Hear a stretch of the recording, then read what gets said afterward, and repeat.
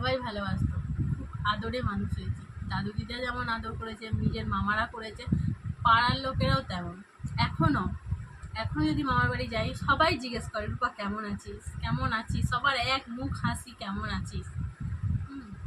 কিন্তু সেই দিনগুলো, সেইগুলোকে আমি খুব মিস করি।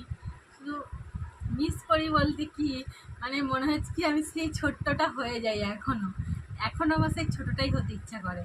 আমি বড় হয়েছি, আমার এখনও মনে হয় কি আমি ছোটো হলেই ভালো হতো। আমার ছেলে মেয়ে বড় হয়ে গেছে, কিন্তু সেগুলো আমার মনে হয় না, মনে হয় কি আমি নিজেই এখন ছোট। জামা প্যান্ট দেখলেই জামাগুলো আমি যে ছোটো থাকতাম এগুলো পরতে পারতাম, যে কোনো জিনিস এগুলো নিজেদের খুব ভালো লাগে যে আমি ছোট থাকলে আমি পড়তাম, আমি করতাম।